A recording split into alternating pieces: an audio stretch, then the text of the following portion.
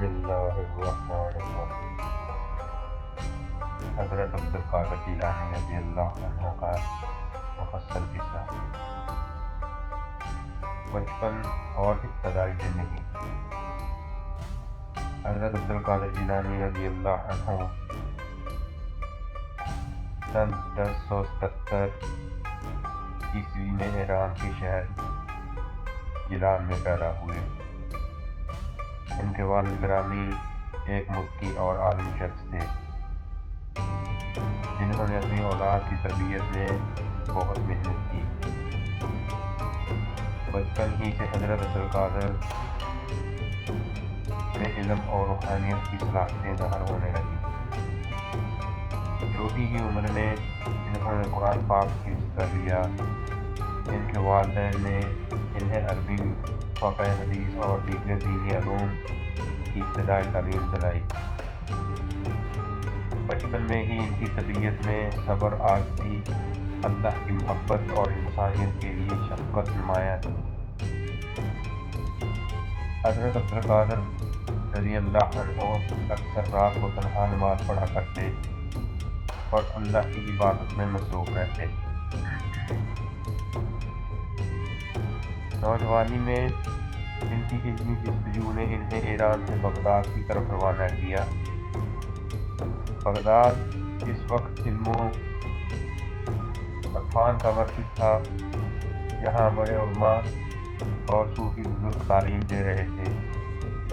Baghdad پہنچنے کے بعد حضرت عبدالقادر نے نہ صرف علم حاصل کیا بلکہ روحانی تربیت کے لیے بھی مشہور صوفی بزرگوں کے حلقوں میں شامل ہو گئے۔ اس دور میں اپنے اخلاق، عاجزی اور عبادت کے سبب سب کی توجہ کا مرکز بن گئے۔ لوگوں نے انہیں ایک روشن ضمیر اور نیک شخص کے طور پر پہچانا۔ جب عبدالقادر جیلانی ایران سے بغداد کی طرف جا رہے تھے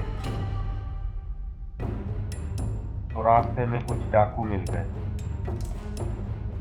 ڈاکوؤں نے قافلے کو لوٹنے کی کوشش کی اور ہر ایک شخص سے اس کا مال اسباب لوٹا، پر جب باری حضرت عبدالقادر جیلانی کی آئی،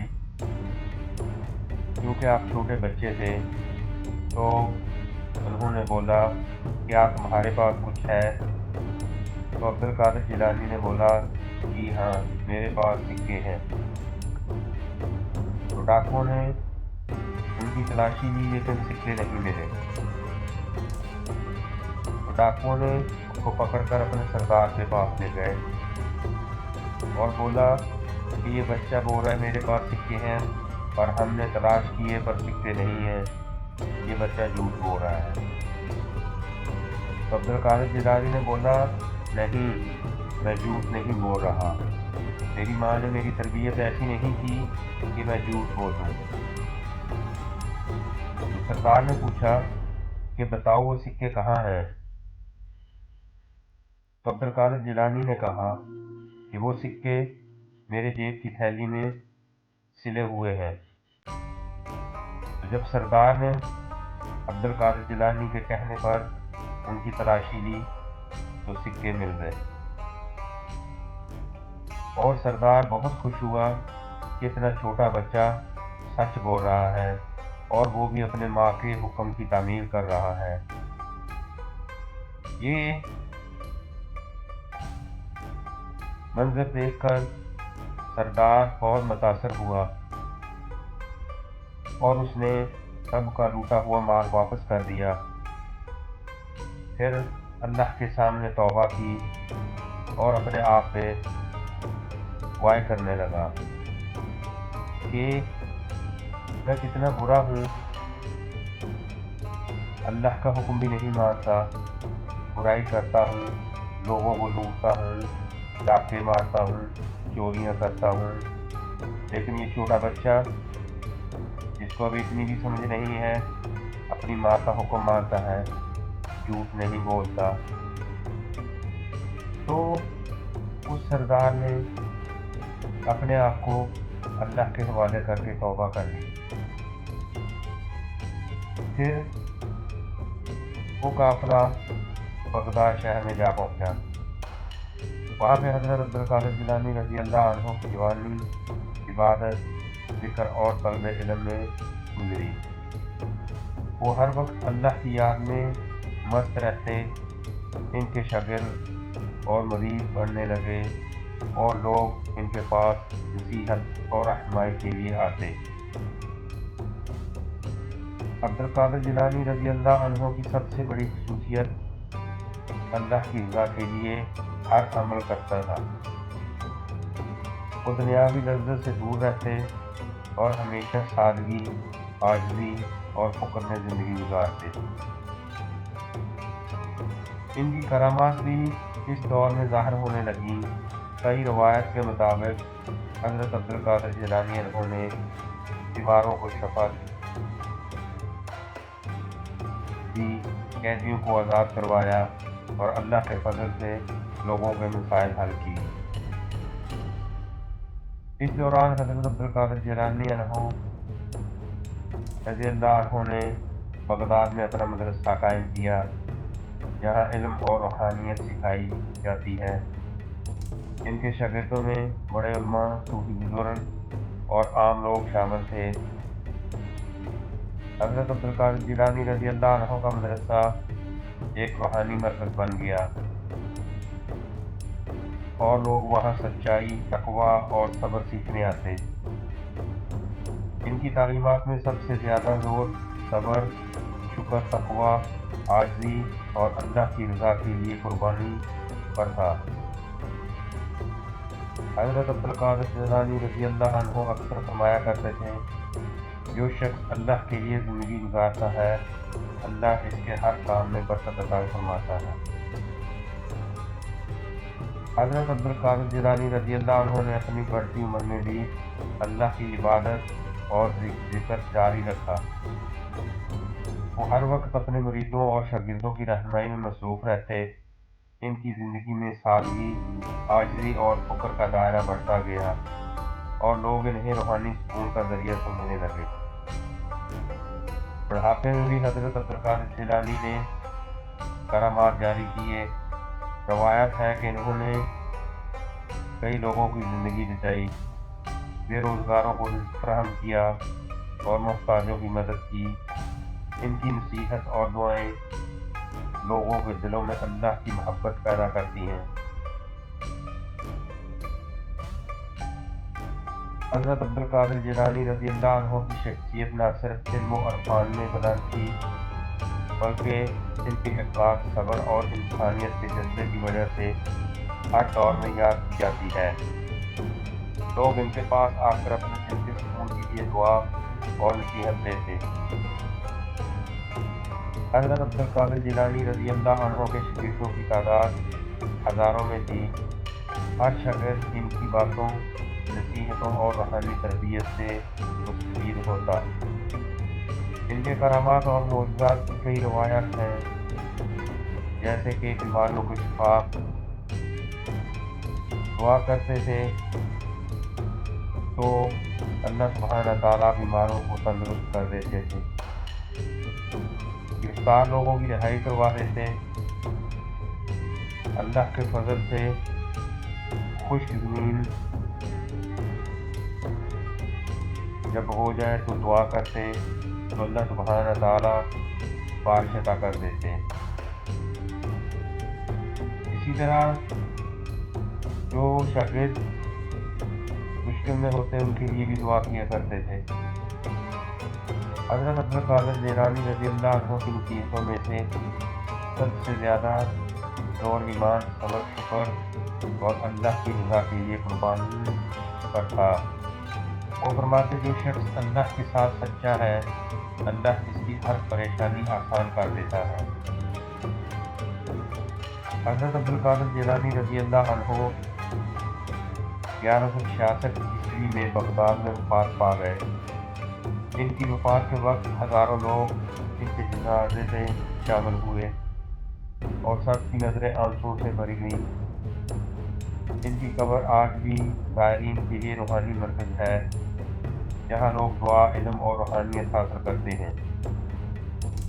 حضرت عبدالقادر جیلانی رضی اللہ عنہ کی زندگی ہمیں یہ سکھاتی ہے کہ سادگی، عاجزی، صبر اور تقویٰ اور اللہ سبحانہ تعالیٰ کی محبت میں استقامت انسان کی زندگی کو کامیابی اور بابرکت بنا دیتی ہے۔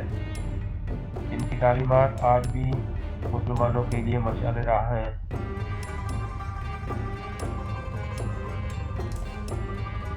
تو یہاں سے ہم کو پتہ چلتا ہے کہ اللہ کے جو نیک بندے ہیں کیسے صبر کرتے ہیں، کیسے اپنے آپ کو اللہ کی محبت میں ڈھال لیتے ہیں، اور اللہ سبحانہ تعالیٰ ایسے بندوں سے خوش ہو کر ان کے لیے بہت سارے راستے کھول دیتے ہیں۔ آج ہم حضرت عبدالقادر جیلانی کی زندگی سے جو کچھ بھی سیکھا ہے، اللہ تعالیٰ ہمیں ان جیسے راستوں کے چلنے کی توفیق عطا فرمائے، اور بہت سارے ولی اللہ گزرے جنہوں نے اللہ سبحانہ تعالیٰ کی عبادتیں کی، رات کو اٹھ کر اللہ سبحانہ تعالیٰ کے سامنے روئے، اور بھی بہت ساری مصیبتیں جھیلیں۔ تو ایسے لوگوں کو اللہ سبحانہ تعالیٰ بلند درجوں پہ لے جاتے ہیں۔ تو میرے مسلمان بھائیوں، ہم کو بھی اللہ سبحانہ تعالیٰ ایسے کرنے کی توفیق عطا فرمائے جو اللہ کے نیک بندوں نے کیا، لیکن ہم کو وہی راستے پہ اللہ سبحانہ تعالیٰ چلنے کی توفیق عطا فرمائے جو راستہ حقیقی ہے، نہ کہ دوسرا راستہ۔ انسان جو بھی کرتا ہے وہ اپنے لیے کرتا ہے۔ انسان یہ سمجھتا ہے کہ میرے کرنے سے نہ کرنے سے کوئی فرق نہیں پڑتا، لیکن یہ انسان کی صرف محض ایک سوچ ہے۔ جو انسان کرے گا اس کا اجر بھی اسی کو ملے گا، جو کوئی کسی کے لیے کرے گا اس کو کوئی اجر نہیں ملے گا۔ تو کوئی بھی انسان جب مثلا نماز پڑھتا ہے تو اس کا اجر و ثواب صرف اس کو ملتا ہے، یا کہ جو کوئی ذریعہ بنتا ہے اس کے نماز پڑھنے میں، جیسا کہ ان کے والدین یا اس کا کوئی بھائی یا کوئی رشتہ دار یا اس کی بیوی یا بچے، جن کی وجہ سے وہ نماز پڑھنے لگ جاتا ہے، تو یہ صدقہ جاریہ بن جاتا ہے۔ باقی معاملات میں اللہ سبحانہ تعالیٰ کسی کو شریک نہیں کرتے۔ بعض انسان سمجھتے ہیں کہ ہمارے لیے فلاں بندے نے دعا کی اور ہمارے مسئلے حل ہو گئے۔ اللہ تعالیٰ سب کی سنتا ہے۔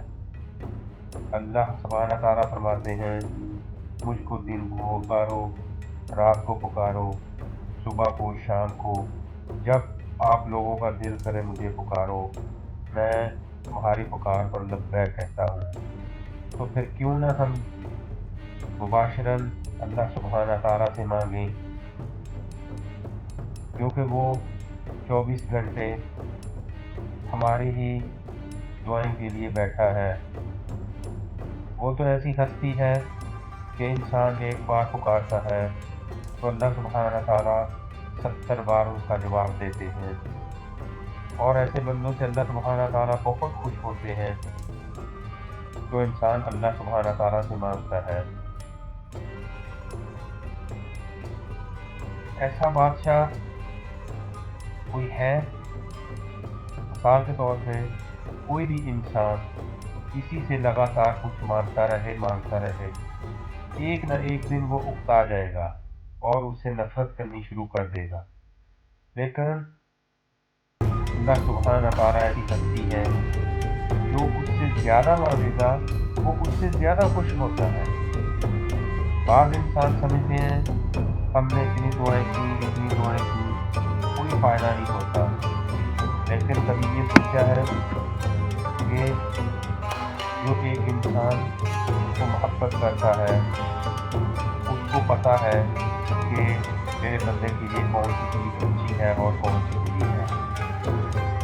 तो दुआएं करते रहना चाहिए, अल्लाह सुब्हानहू तआला से मांगते रहना चाहिए, वो देगा।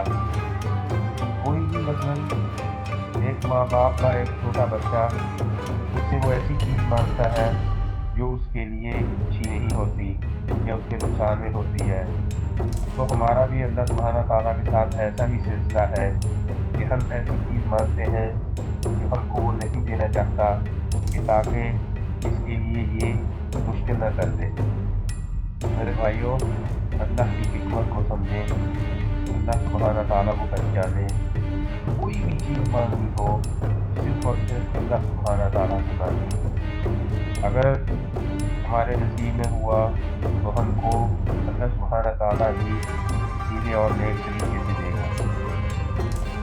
बाकी किस्मत में हो वो इंसान को हर सूरत मिलती रहती है, लेकिन रास्ता जो है वो इंसान ने खुद इख्तियार करना है। चाहे वो अच्छाई का रास्ता इख्तियार कर ले, चाहे बुराई का, चाहे हलाल तरीके से कमा ले, चाहे हराम तरीके से कमा ले, हर सूरत उसको वो मिल के रहेगा। बाकी अल्लाह सुब्हानहू तआला हमको नेक रास्ते में चलने की तौफीक अता फरमाए। आमीन सुम्मा आमीन या रब्बल आलमीन।